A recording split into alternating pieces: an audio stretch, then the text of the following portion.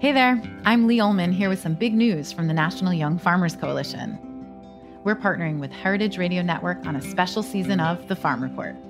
It's all about what's happening with the Farm Bill and how it impacts farmers and eaters. I am growing diversified vegetables on land that's been in our family for 150 years. And so with the pandemic, gentrification, property values going up, we had to sell the land and we lost it.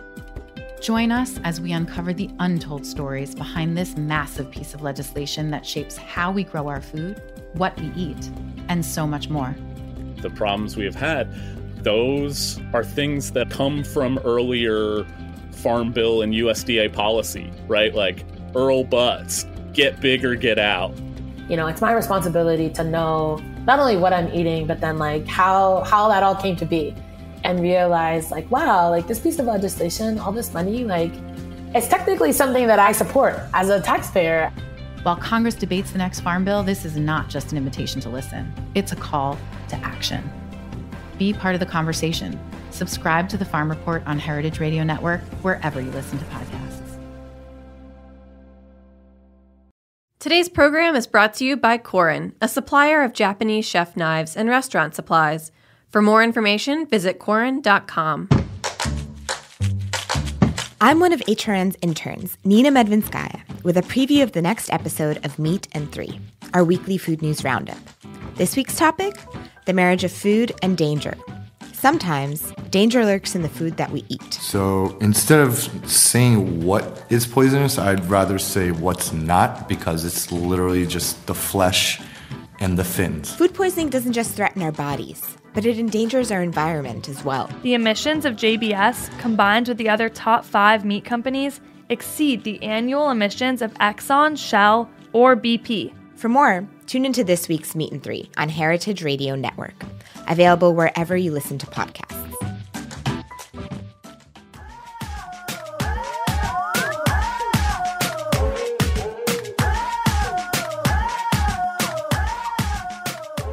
Hello, and welcome to A Hungry Society. I'm Portia Wilson, and this is the show where we talk about food, food media, and so much more.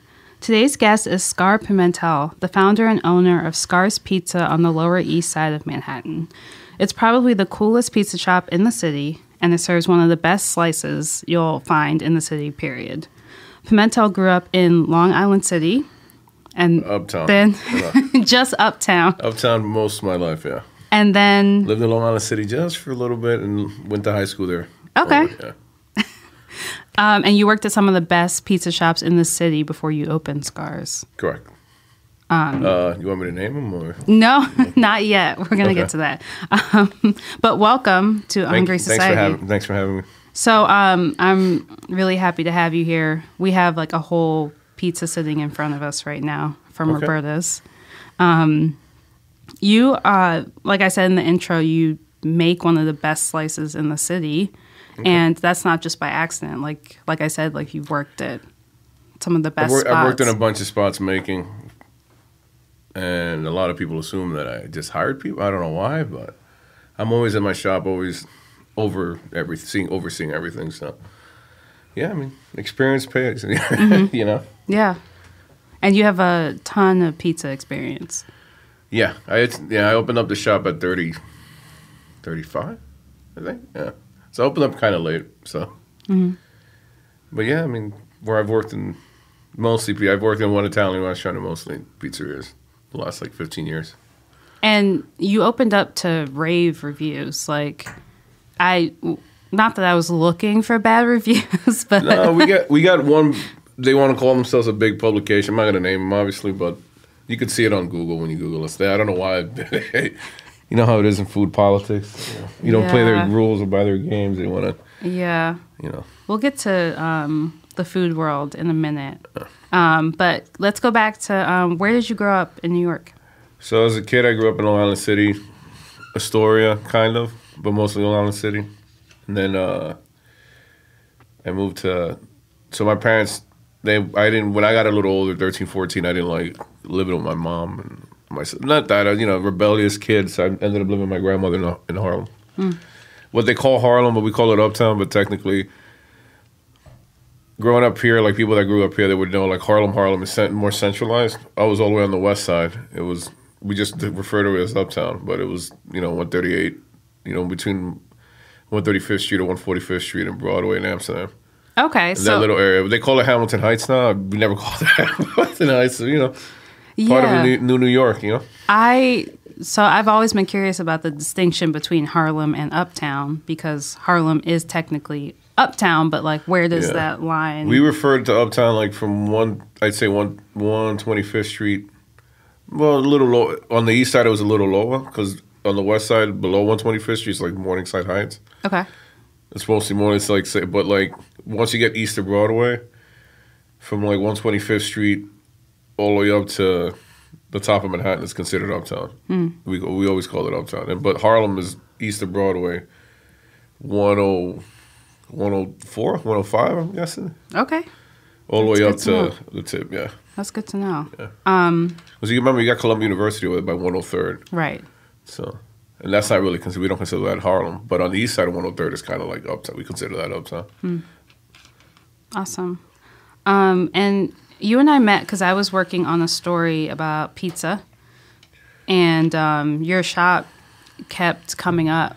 And everyone I talked to was like, the slice is really, really good, but you should go to the shop and see it and experience it and like feel what it's like to be there. Yeah.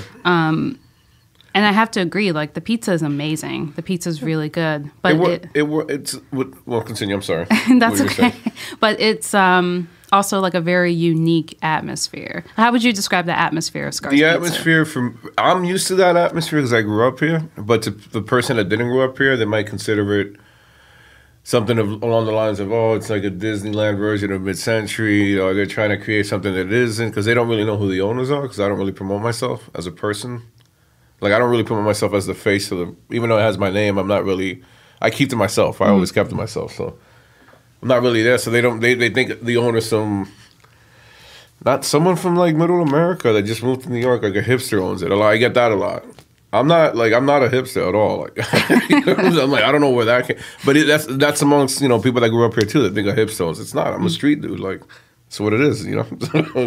Why do you think people think it's a hipster pizza shop? They just want to throw that term around. Right. Everyone throws that term around, from hood people to gentrified. Everyone, like hipsters themselves, calling other people hipsters. It's weird.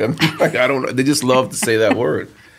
I didn't even know what it was for a long time. I was like, what does that mean? I know it's not, I would know it's not a hipster pizza shop because on your bar you have white Hennessy. Henny White. It's pronounced Henny White. Pure Henny White, sorry. Which I am a big fan of. And we also got Ciroc and we also have Hypnotic. Right. But Henny White, you can't get a lot of places in the States. How'd you know that? My family is, my mom's side is Caribbean. Okay. And at my wedding, no. Bahamas? No. I thought you were going to keep guessing. No, the Virgin Islands. Virgin Islands, okay. And at my wedding, actually, our after party, we passed around. My friend from Barbados brought up a Henny White. Yeah, but it's a different label, though, from that area. Everyone goes for the ones from DR, yeah. Okay. That's everyone's favorite. Wait, it tastes different too? The labeling's different. Different. A little different. You could spot it, but they also assume that it's a different Henny White. But like the one that we drink like Uptown is really from Dominican Republic. But like you don't see it on bars a lot. They don't sell it anymore. Right? But the fact that it's on your bar lets me know that it's not. You know what? I'm not going to say hipster. I'm going to say lets me know that it's not white owned and that it. Or if it is, the person knows. I mean, it's not only there's all the little subtleties that people pick up on when they come in the shop. That's not like in your face. You know what I'm saying? Like I know people come in and like we have a Paid in Full Foster. That I love that movie. That's one of my favorite. Belly's one of my favorite. I don't think Belly was an amazing movie, but it was it represented us. Yeah. It was like represented my culture growing up. And we also have like Nick stuff, paraphernalia and stuff all over. But there's little subtle things in there. I don't try to like overdo it. I don't try to put photos of my family on the wall and stuff like most places do, or what's it called? The chokies. Those little funny things that people put everywhere. Tchotchkes. Oh, tchotchkes. Yeah. Tchotchkes. They put that all over. I don't do that either. So, like I usually put my friend's stuff. Like if you see an art piece, that was my friend's art piece. Okay. I didn't buy it or anything. They gifted it to us, and they're actually a good friend of mine. that put up like either photography or whatever. These are people that are like good friends of mine that I've known for years that's their artwork that goes on my walls. I don't put random people's artworks or buy it and put it up there. Mm-hmm. I'd rather represent my friend's stuff than anything else. You had or in Scarr's Pizza, there's a picture of Big Pun. That was given to us by one of our good friends, Shady. The people from downtown know him very well. He used to when Supreme first opened up, he was their first camp video. He did all the first videos for Supreme like 20 years ago. I would see him around for a long time in downtown because I used to hang out and work downtown a lot for during the last like 20 years. So I would always see him, and he was living in Olita at the time, and he was friends with people I know as well from that area. Mm-hmm. So we hit it off. We actually met. Funny story, at this restaurant that's now closed, and he came with his girlfriend. And he brought this funny little banana boat bike with, like, I remember with American flag, like, seat, like, you know, and he left it outside upside down. So I told him, I was like, I know you grew up here. I don't think it's a good idea to leave the bike unattended upside down outside the shop. And he's like, no, I'm good. I was like, okay. So he said that. He sat down, and next thing you know, his girlfriend's like, oh, my God, they took the bike, and someone stole the bike from outside. And he ran out the restaurant by himself. And I wasn't going to leave him alone. I didn't know if the guy was like, whoever stole the bike was with 3. He like literally darted out there. So we went down Kenmare. I remember this is yesterday. Made a left on Elizabeth. He's gone. Like him and this guy are gone. He chased the guy down on the bike somehow. What? He got another bike and chased the... No, he ran. He like flew down caught there. Up with the bike? Guy, yeah. Wow. So he didn't realize there was another guy behind him that he was with. It was like some like dirty-ass skaters, like bum kids that stole it. So then he grabbed, I mean, obviously the kids didn't know who the bike belonged to. So when I caught up to them on Spring and Elizabeth, Shady's already punching this kid in the face. The kid's like, they didn't like, you know, Shady grew up in the Bronx. So it's like, you know, even though he doesn't act hood, he's still like, you don't, they say, tell people, you could take people out the hood, but they're still hood. You know what I'm saying? It's like, he's still hood, you know? So he was like knocking this kid out. And I'm laughing. And then this other guy was coming up from behind him, trying to hit him with a skateboard. So then I choked up. I went from behind. I think I hit the kid or I choked him up and threw him on the ground or threw him around. And then they both just ran off. Somehow they both like rode 3. There was a third guy too. I didn't even see him and they all ran off. Wow. And then Shady thought I was with them and I'm laughing there. And I'm like, he's trying to hit me because he's in like knockout. I like knockout mentality, like knockout Jenkins mentality. So I was like, I was like, yo, I'm not with them. It's me. He's like, oh, okay, my bad. So this is who took that picture. He took that picture. He's a big videographer. He took a picture of Big Pun. That was Big Pun's first video. Wow. And he directed his first video. Wow. And he has a bunch of stills and he gifted us that still. Sorry, I just wanted to give some context. Yeah. No, I feel like talking to you, if it was printed on paper, it would need like asterisks for like people who aren't from New York, like, you know, what do some of these things mean? Yeah. Like you are like very much a New York person. Like it's just... But it's funny, I'm a New York person, but a lot of people don't see that. A lot of people do see it, but a lot of people don't. It's weird. It's like a lot of people have that. I feel like a lot of people now, due to the internet and social media, they have their own interpretations of what New York City should be. That's the way I feel, and that's what I've seen. They don't understand it, or they have, if you're from New York, they're like, everyone's from the projects and everyone's hood and everyone's going to rob us. Like, kind of that feeling. They're like threatened by us for some whatever reason. And it shows in like when I've worked in restaurants and I've worked everywhere, and that's what it is. You know, it's evolved to that point, I feel like, in my opinion. But, you know, not everyone's so insightful. And these are people, like, I'm talking about people that are, like, they've lived here for 10 years, like, people that work in newspapers, food media, like, all the people I've interacted with, it's, like, weird. They think, I don't know, they have their own, everyone has their own interpretation of what New York City should be. Yeah. I feel like. Or what it is currently.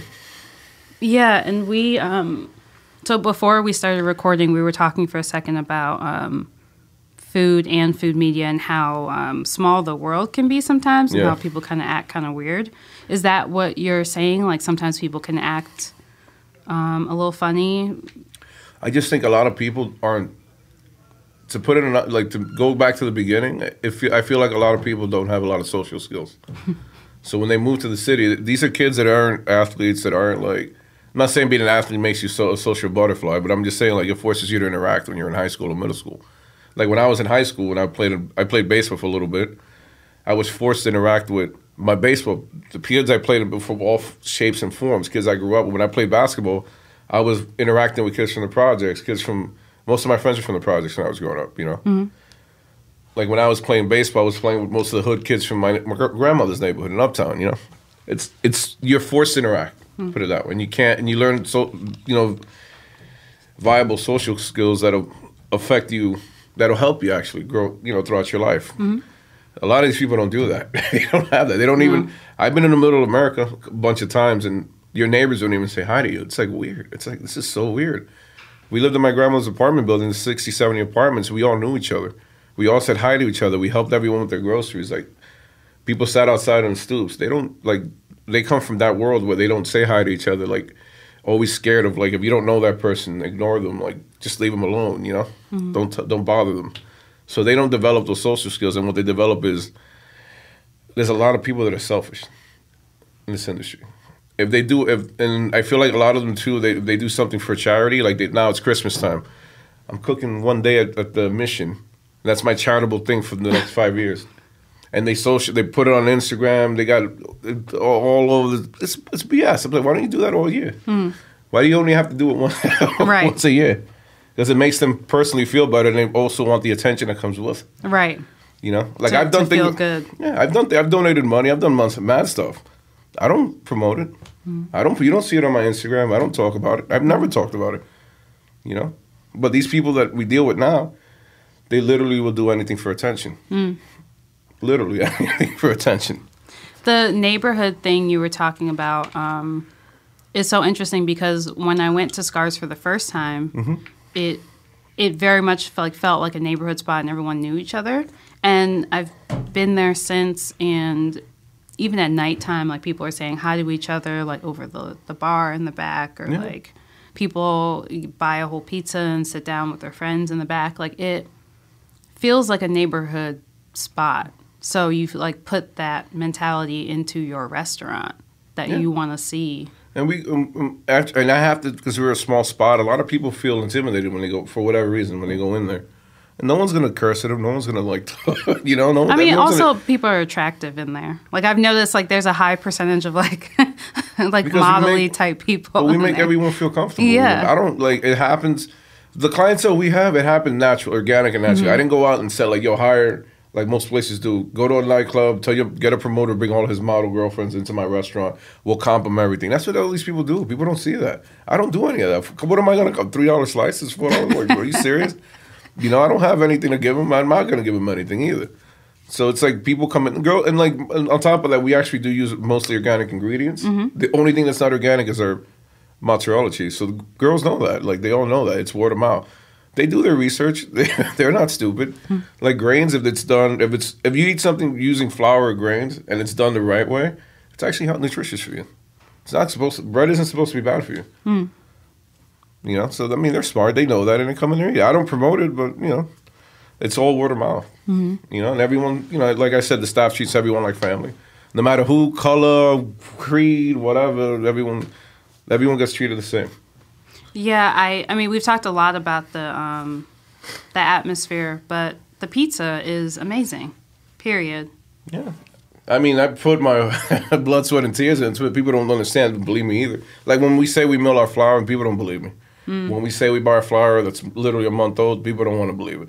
People be like, "There's no way he's doing this. There's no way he's doing that." How do you know there's no way? I'll show you my kitchen. I'll show you invoices. I'll show people like this is what I pay for my tomatoes, my flour, my cheese. Your favorite pizzeria, the one you say it's amazing, which is trash, tell them to show you an invoice. I'll show you mine all day. Right. From day one, from the day we open, I'll show you what we've been paying. I got my Amex statement, says show them. They won't do it. Nobody will do it. You know, I'm not, like I said, yes, everyone opens up a business to make money. But I don't try to squeeze every penny out of my business. Right. I'm not about that. I'm about changing culture and making people eat better. You know, that's more of a lasting impression than trying to make money, in my opinion. So, are there plans to open more Scarr's Pizzas in the future? I mean, it's funny, when we first opened, no one was on. The last like 6 months to a year, we've been offered a lot of like opportunities, but I'm actually thinking of just doing another one in Miami with my family. We might be doing that, but that's in the, I thought about LA for a sec. It's not easy. I'm not like, I don't have I don't have a lot of help, People think it's a small shop, but it takes a lot of work, right. To make sure, like, I'm there every day at the shop. I know people are like, oh, I don't see you anymore. I'm like, yeah, I'm not making, I used to make all the pizza the first year. So I'm like, yeah, I'm not there making pizza anymore, but I'm there during the day, like Monday to Friday. I'm there every day. You're running the business. Yeah, Monday to Friday and the weekends too. If wasn't married, I'd be there 24/7. But I gotta spend time with my wife. So gotta be fair to her too. Mm-hmm. So there might be potentially question mark. There might be something big too. I'm thinking about doing something else that's bigger than this. That's pizza related as well, but we'll see. I don't want to jinx myself either. Yeah, you don't want to talk about it too early. Yeah. Because you never know. Yeah, we'll see. So I always talk to my guests about their history with dining. Okay. Did your family have any dining traditions growing up? And feel free to jump into the dining the pie traditions. as well. I'm smelling the Supersada right now. I'm actually going to jump it. We dining experience in terms of me working or just going out personally, going out to eat? Either one. Well, going out to eat, or actually at home with my parents, we didn't have any money, so. Sorry. No, you're fine. So we didn't really go out, going out to eat, like, for us was going to McDonald's when we were kids. Mm-hmm. Well, my dad's favorite Chinese restaurant. So we didn't really go out and eat. Ooh. Sorry. No, you're fine. I had like a peppercorn without. That's hot.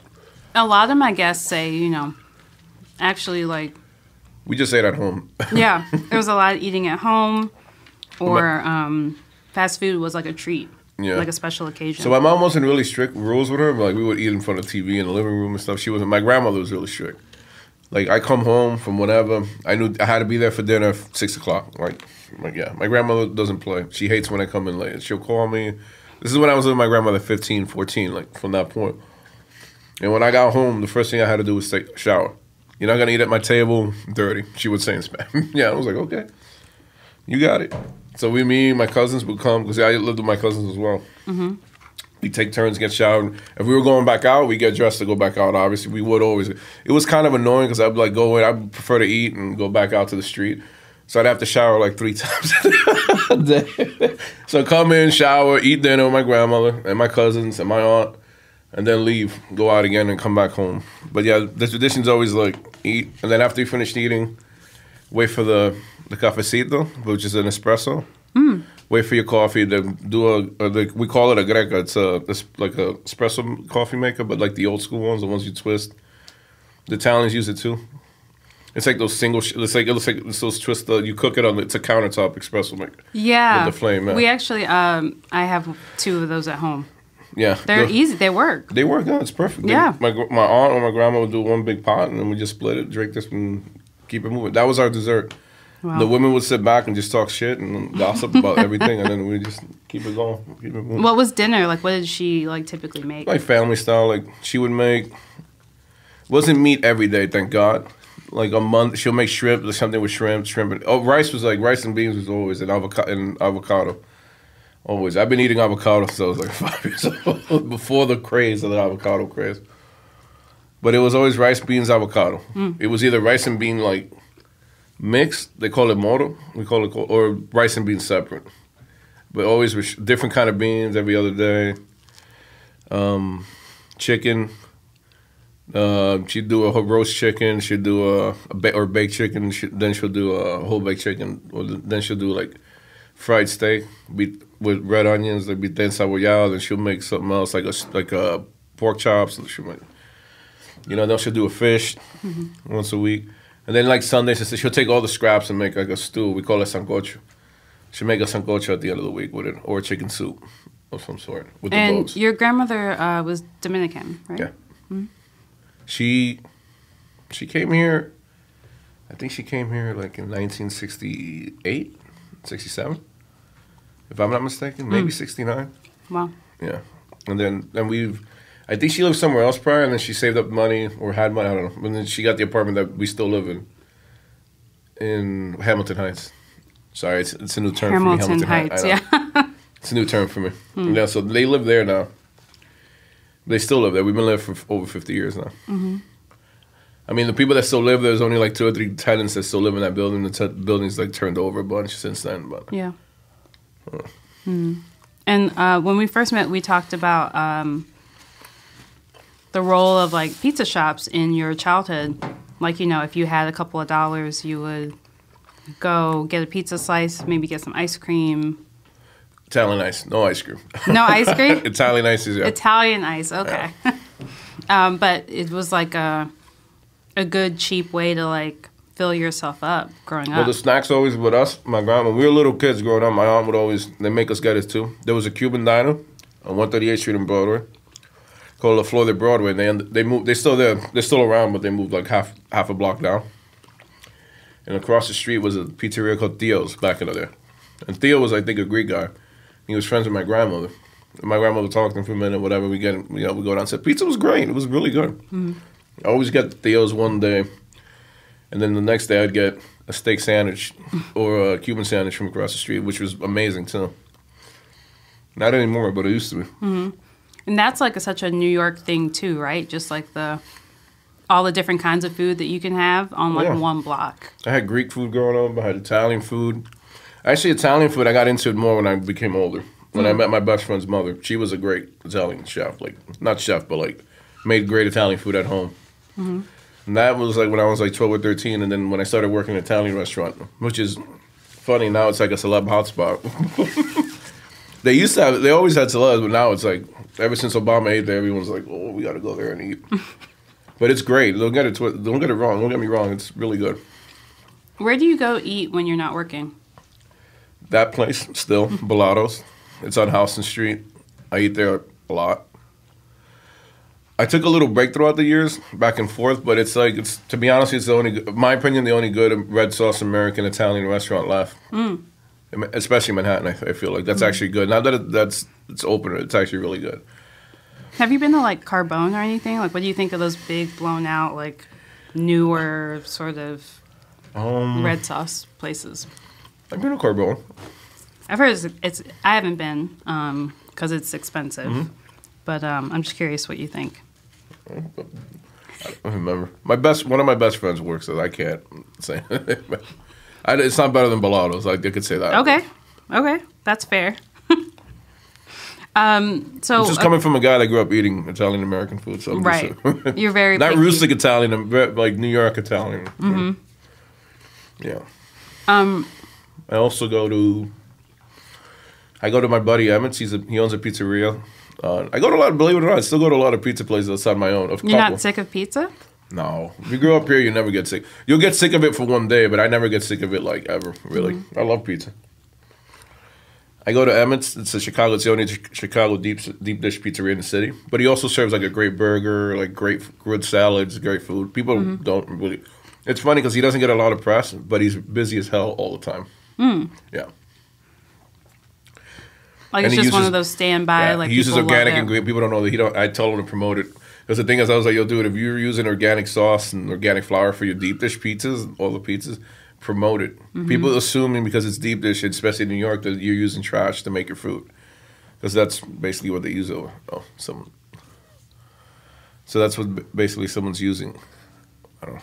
So I told him to start promoting outside, and he's like, I'm going to. And now it's been like a year later, and he still hasn't promoted his product. I feel like New Yorkers also, like, don't just kind of have like a prejudice against deep dish as a style of pizza.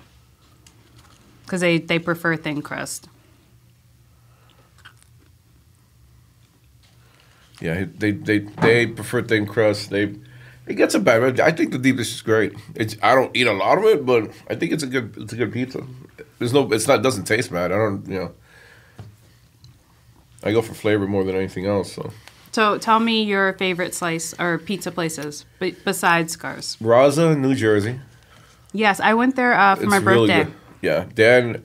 I didn't know Dan when I first went, and then I met him over there, and just organically we met. I met him, I think, in passing at an event or something, like 2 years ago, 3 years ago. And we went in, I was like, all right, I got to try it. And then when we were planning on going in, it was funny. Me and my friends, we were like, all right, well, let's go to Raza. We got to go. I heard great things about it for years. Let's go.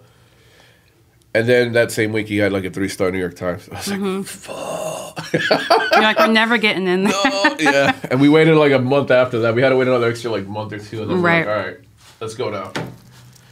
And still, he had a 3-hour wait there. But we waited like an hour. We didn't wait that long. But he still had a long wait. And the first time I had it, I was like, I'm not a big fan of wood-fired pizzas to begin with. No, never been. I just don't like the droopiness of it. And like another thing, the fresh mozzarella. That's especially for people that are lactose intolerant. We eat a lot of it because it doesn't. Fresh mozzarella isn't really good. Not that it's not good for you. It's not. It's a lot harder to digest because the cheese is fresh, the curd is fresh. So you don't allow it to sit down and allow the enzymes to break it down for you, so it doesn't become digestible. So it's not really that easy to digest. So I wasn't really a big fan of the fresh mozz, even though it tastes good. Wasn't a big fan of that. It's not. I was never big. I didn't grow up eating it. You know, I'm more of a New York style gas oven or a coal oven guy. So anyway, we went there. We ordered a bunch of pies. It was amazing. It was like, wow, this is really fucking good. Like everything, the panna cotta, the bread and butter, like everything was great. Yeah. I had a great time. That's one of my favorite spots.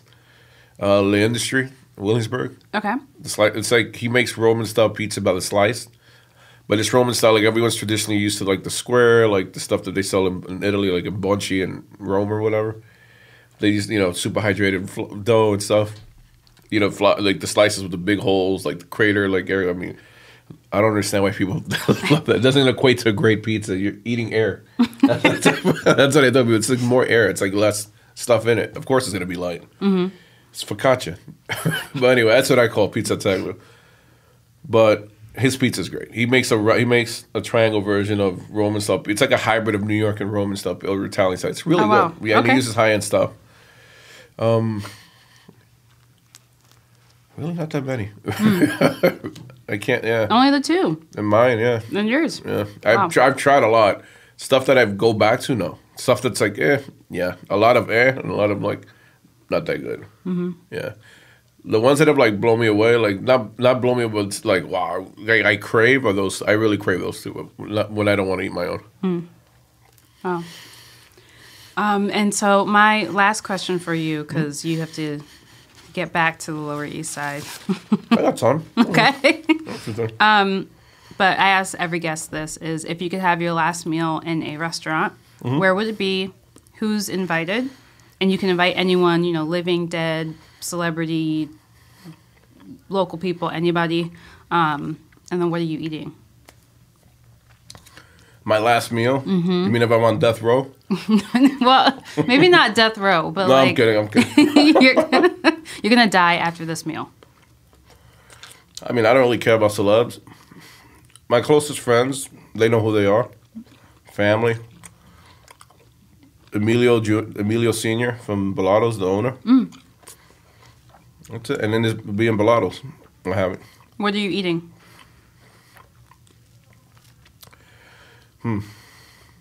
See, I like the linguine vongole a lot.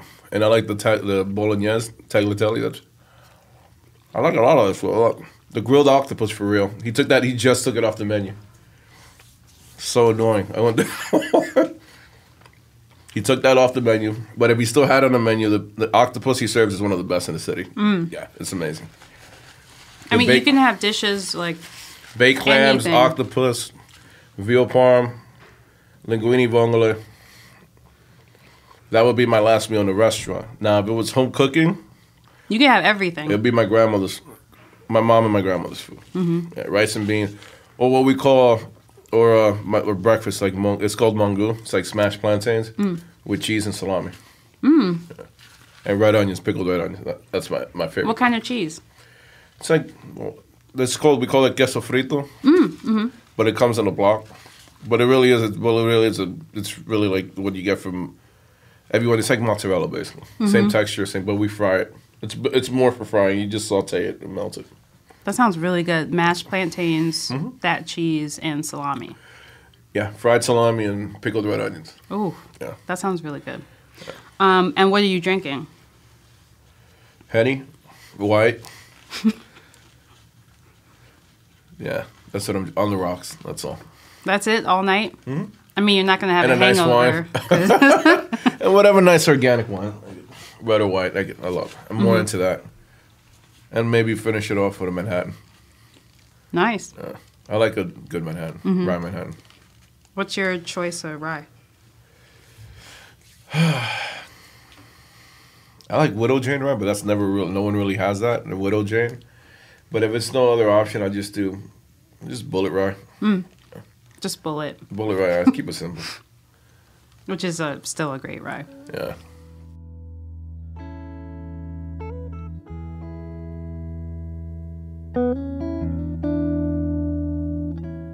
Today's program is brought to you by Korin, a supplier of Japanese chef knives and restaurant supplies.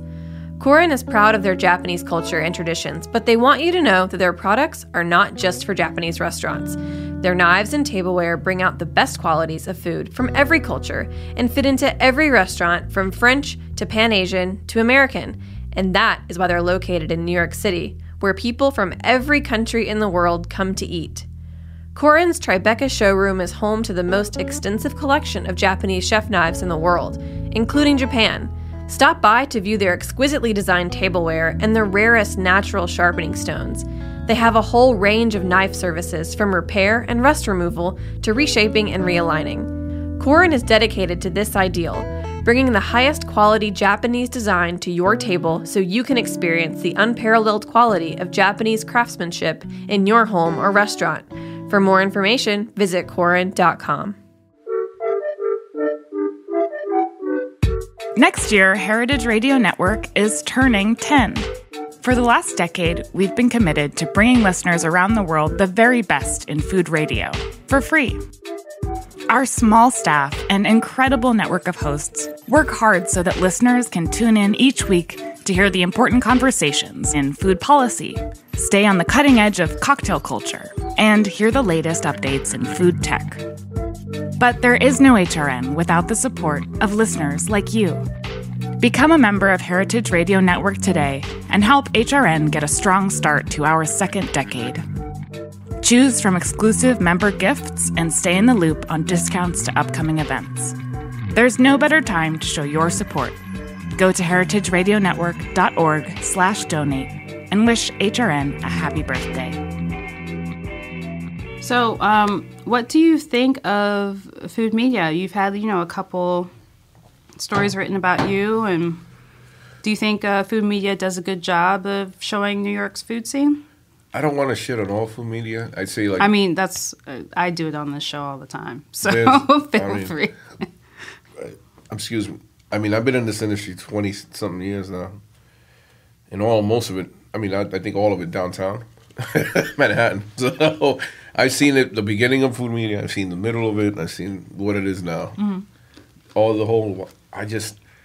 It's like a lot of people now. So a lot of people used to pay for it on the low, PR, right? Do the PR. I'm not against nobody hustling. I'm not like nobody trying to make hustle to get money. Like, I'm not against any of that. That's not my thing. I don't hate on people that do their thing. I just don't like the fact when they use other restaurants and people to throw them under the bus to improve their agenda or to make a mark with their agenda. I don't like that. I never liked that. So a lot of them, food media, I don't consider them journalists because they don't do no research.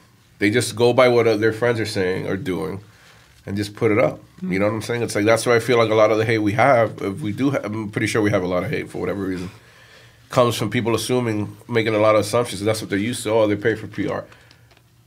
Or they have friends in the industry. Like, we're friends with all these people. Like, you know what I'm saying? I'm like, I'm not friends with nobody. I don't do nobody favors. Like, my friends are my real friends. Like, I have friends in food media now because I own a business and a restaurant. You know what I'm saying? But I don't ask them for any favors, and I don't ask them to do stuff for me, A lot of people that do have these friends, they do ask for them. I know that for a fact. I've seen it. I've heard it. I've seen email. I've seen all that.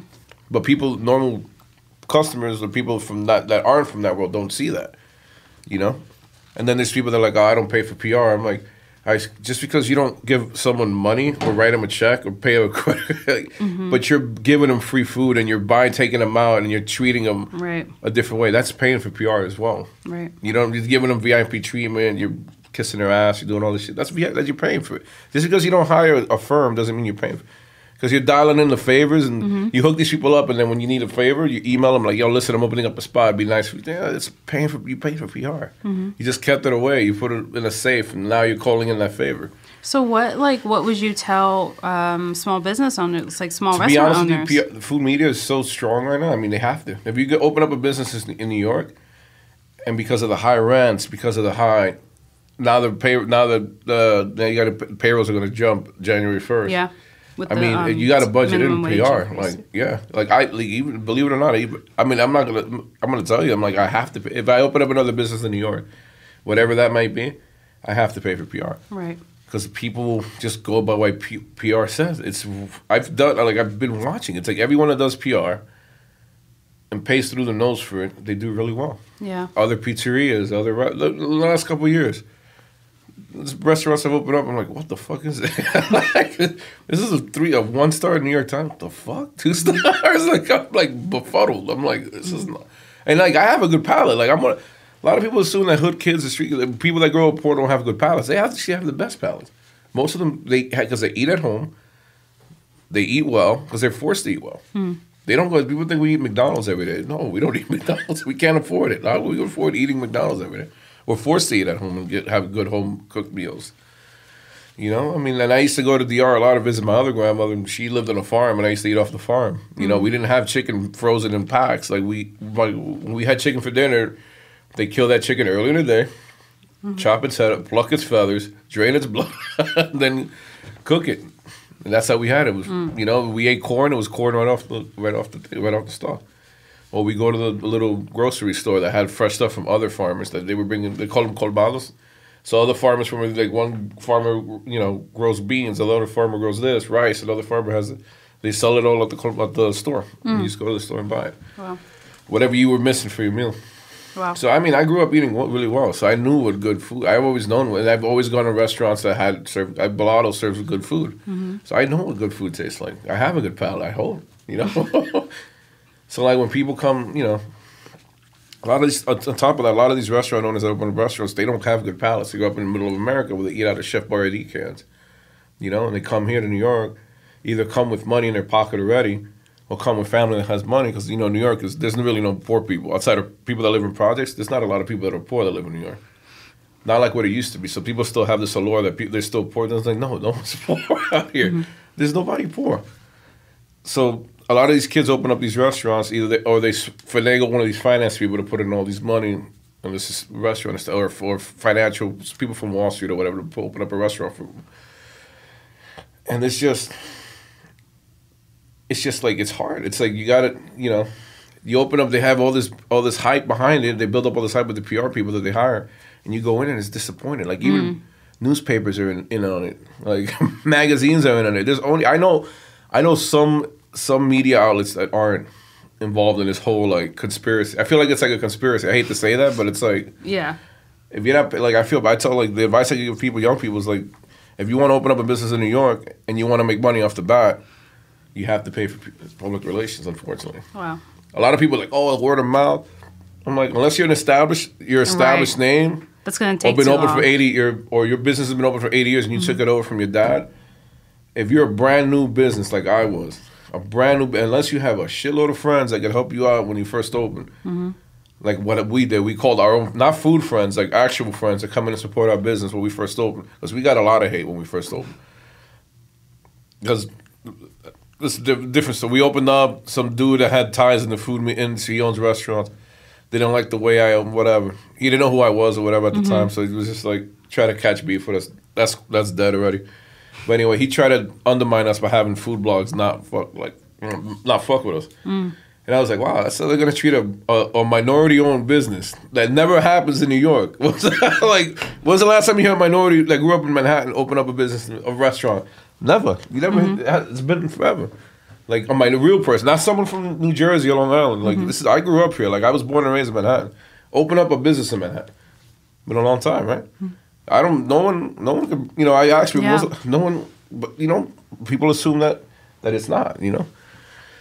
But anyway, it seems like there's a lot to think about and Listen, I feel like I'm fighting a war against these people. Like, to be honest, like I said, it's not all of them, but there is a lot of them. There's like 90% of them are not like newspapers, blogs. There's fashion blogs doing food reviews that people take serious. Travel, trip, all this crap. Like, I'm like, it's all bought. And you got to understand, you're taking the opinion of one person. Right. It's not a group. It's one person. So if someone at the Times writes one thing that's 3 or 4 stars, and it tastes to him, it tastes amazing, but to 80% of the population, it tastes like shit. The people clamor to it. You get what I'm saying? Yeah. I mean, and food media, they still have power. Huh? They still have power as far as like diners and readers are concerned. I mean, listen, I'm next to, so our business is next to Dime, Servos, Kiki, all busy businesses. I open, all busy businesses that have press and all that.